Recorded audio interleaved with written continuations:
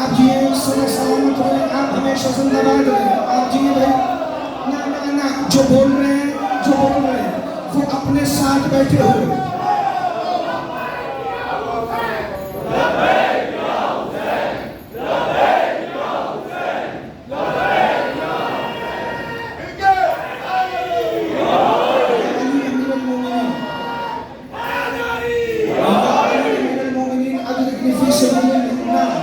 بھائی غلام عباس، ابھی میں نے جملہ وہ نہیں کہا جو میں نے کہنا ہے۔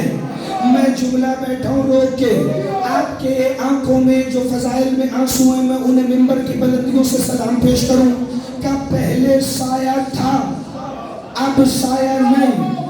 دوسری زندگی وہ ہوگی جو شہادت کے بعد شروع ہوگی۔ کہ مولا تیسری زندگی کون؟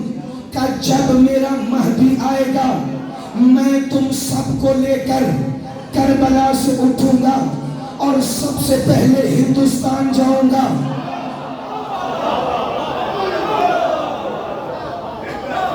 تم حیران نہ ہو کہ پھر میرے یہاں بیٹھنے کا فائدہ کیا ہے، لیکن حیرانگی کے سمندر سے باہر آنا سلمان کی طرح بڑی توجہ، چونکہ جو اس حیرانگی کی تہ میں بیٹھ جائے وہ یا پھر ہمیشہ خاموش ہو جاتا ہے یا پھر عقیدہ بدل لیتا ہے۔ بڑی توجہ بھری کہ جب میرا مہدی آئے گا، حوالہ دے دوں، ریکارڈ ہو رہا ہے نا، ہر قسم کا بندہ جعفریہ میں ہے نا، بہار الانوار کی اردو والی 12ویں جلد اٹھا لینا جس میں امام زمانہ کی رجت کا ذکر ہے۔ سب سے پہلی رجت، سب سے پہلے پلٹنا آقا حسین کا ہے۔ پتہ نہیں اس دھرتی ہندوستان سے حسین کو کیا پیار ہے، وہ کربلا آنے سے پہلے حر کو کہہ رہا تھا مجھے ہند جانے دو۔ زندہ باد، ہاتھ اٹھانا، خیرات مانگنا۔ شب عاشور اسعد نے پوچھا مولا ہندوستان میں ایسا کیا ہے کہ مجھے اس دھرتی سے وفاؤں کی خوشبو آتی ہے، وہاں میرے وفادار شیعہ ہیں۔ اسی لیے تو دیوی روپ کماری نے کہا تھا حسین ابن علی اگر ہند میں اتارے جاتے اللہ کی قسم شیشے میں اتارے جاتے۔ آپ یہ صدا سلامت رہے، ہمیشہ زندہ باد رہے۔ یہ جتنے بندے پیچھے بیٹھے ذرا ایک دفعہ سر اٹھا کے دیکھنا بھائی کہ میں تمہیں لے کے ہندوستان جاؤں گا، 1 سال نہیں، 2 سال نہیں، 15 سال نہیں، 100 سال نہیں، 1000 سال نہیں۔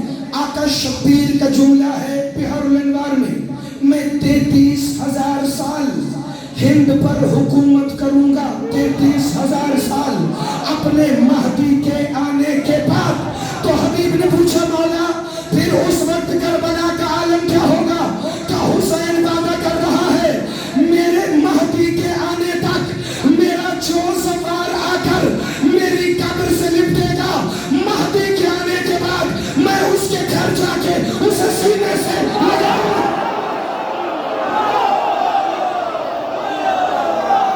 آپ صدا سلامت رہے، آپ ہمیشہ زندہ باد رہے، جس طرح سلامت رہے، جسے فکر سمجھ آیا وہ ایک دفعہ ذرا ساتھ اٹھانا بھائی کہ میں اپنے ایک زوار کو پھر رجت قائم میں زوار زری سے نہیں لپٹے گا، زوار لپٹے گا سینہ شبیر سے۔ بڑی توجہ۔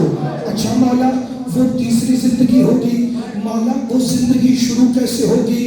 میرے مولا نے سورہ زمر کی آیت پڑھی، بسم اللہ الرحمن الرحیم، فَأَشْرَقَتِ الْأَرْضُ بِنُورِ رَبِّهَا، زمین اپنے رب کے نور سے جگمگانے لگے گی۔ تب تمہیں وہ زندگی دوں گا جو میرے مہدی کے آنے کے بعد ہے۔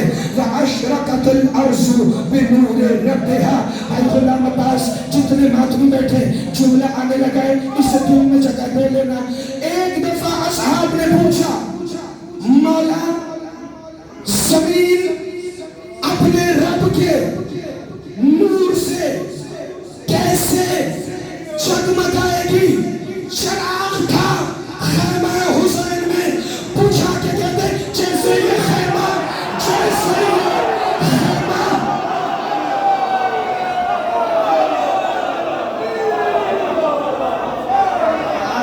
آپ صدا سلامت رہے، آپ ہمیشہ زندہ باد رہے۔ نا نا نا نا، میں کہہ رہا ہوں جو جہاں بیٹھا ہے وہ وہاں بیٹھا مشکل ہو جائے گا. ذرا طبیعتوں کو اٹھانا, مل کے بولو حیدری.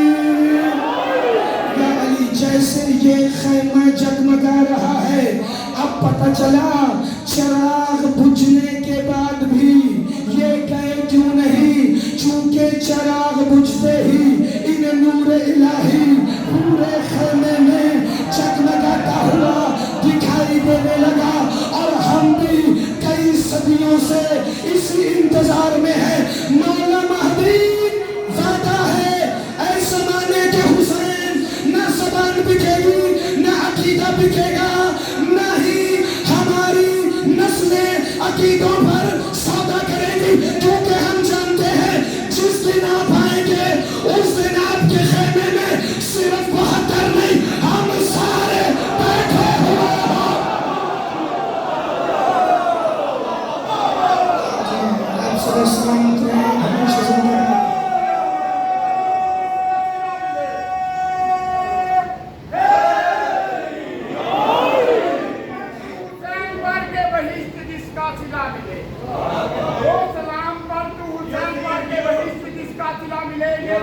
اپنی طرف سے ہے پر وہاں سے دیکھیے کیا ملے. جو در حسین کا ہو مکی اسے ہو رسائی علی تلک.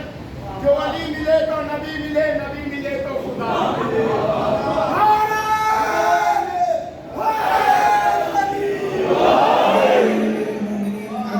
فی سبیل اللہ. میں نے ابھی صرف 12 منٹ فضائل پڑھا ہے, اور مجھے فضائل پڑھتے ہوئے آپ کی تکن دیکھ کے ایسا لگ رہا ہے جیسے مجھے 12 گھنٹے ہو گئے ہوں مجلس پڑھتے ہوئے. چلیں ایک فکرہ پڑھ کے اور دیکھ لیتے ہیں کہ 15 منٹ آگے اسی ترتیب سے فضائل چلے یا پھر ڈائریکٹ ہی مصائب شروع ہو جائے. کون ہے یہ جو خیمہ حسین سے چوتھی زندگی گزارتے ہوئے 3 اور زندگیاں لے کر نکلے. خیموں سے نکلتے ہی ہر کسی کا ولولہ الگ, ہر کسی کا جوش الگ, ہر کسی کی بات الگ. سامنے کھڑا ہوا اللہ کے حبیب کے حبیب کا حبیب ابن مظاہر. نہیں, ابھی نہیں. اللہ کی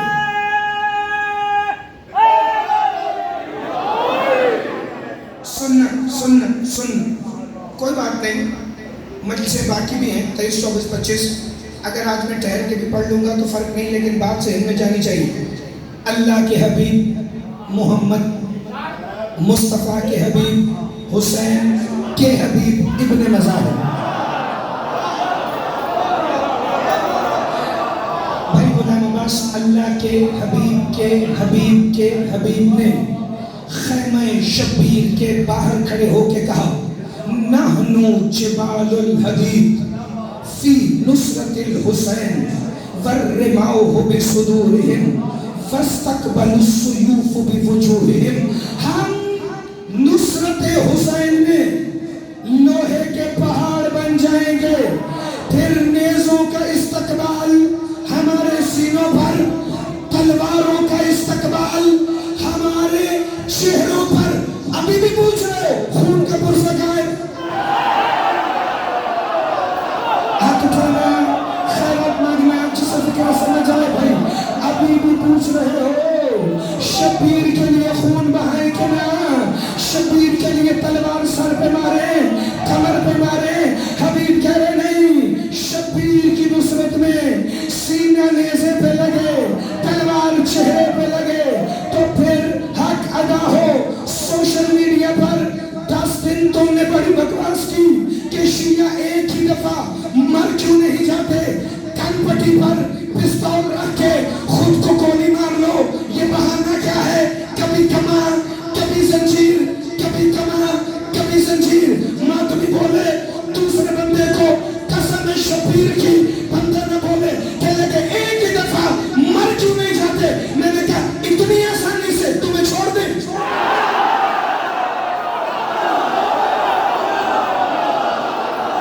آپ سب سلامت رہیں, ہمیشہ زندہ باد رہیں, سدا آباد رہیں. میرا مولا تمہیں سلامت رکھے بھائی. جزاک اللہ, جزاک اللہ.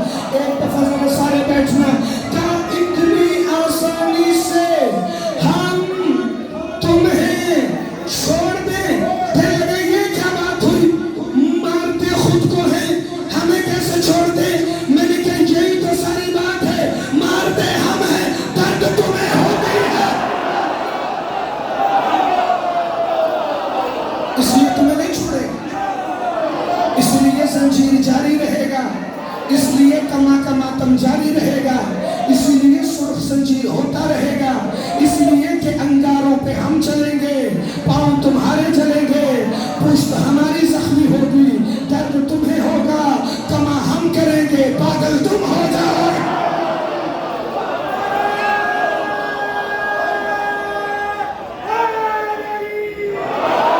علی امیر المومنین ادرکنی فی سبیل اللہ۔ 15 منٹ تمہارے لیے صرف، اور 15 منٹ اور فضائل کی، اور پھر میں لینے لگا ہوں اجازت۔ یہ ہے نصرت شبیر کا جذبہ، چونکہ یہ جان گئے تھے جب عیسیٰ کی مدد ہی اللہ کی مدد ہے تو پھر نصرت شبیر بھی اللہ کی نصرت ہے۔ جو ہی یہ نکلنے لگے نا خیموں سے باہر تو اندر سے آقا حسین نے سلام کیا۔ اگر آج تک یہ جملہ نہیں سنا تو پھر آج سن لیں کہ کربلا میں حسین کے انصار کی عزت ہے۔ حسین نے دونوں ہاتھ پیشانی امامت پہ رکھے اور ایک دفعہ آواز دے کے کہا السلام علیکم ایھا الربانیون، سلام ہے تم پر اے خدا پرستو۔ ایسا نہیں، یہ اللہ کی وہ توحید خالص ہے جو سخی شبیر نے بتائی کہ آج کی رات جو پہرہ امامت پہ ہے وہی کامل توحید کی منزل پر ہے۔ کا سلام ہے تم پر اے خدا پرستو جو کربلا کا زوار ہے۔ ذرا ہاتھ اٹھانا بھائی۔ حسین مولا کے خیمے کے پیچھے کس کا خیمہ ہے؟ جناب عالیہ کا، شریکت الحسین کا۔ اس خیمے سے آواز آئی بھائی میں ہر کام میں آپ کے ساتھ شامل ہوں، کیا اس سلام میں شامل ہو جاؤں؟ کہا جی بہن۔ خیمہ عالیہ سے آواز آئی السلام علیکم ایھا الطیبون، سلام ہے ان پر جو پاکیزہ نفس ہیں، جو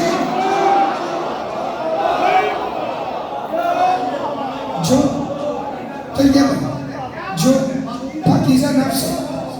موسیقی جی ایک بات بتاؤں، اب بندے سوچ رہے کہ ہم خوش ہوں یا روئیں، چونکہ یہ فضائل ہی ایسا ہے جو آپ کا دل کرے وہ کرے، چاہے پرسے کے ساتھ فضائل سنیں یا لبوں پہ مسکراہٹ لے آئے، آنکھ سے آنسو آ جائیں، مگر فضیلت اگلی سنتے جانا۔ صرف حبیب جان اور 2-3 نہیں، میرے مولا کے لشکر میں ایک سے ایک کمال۔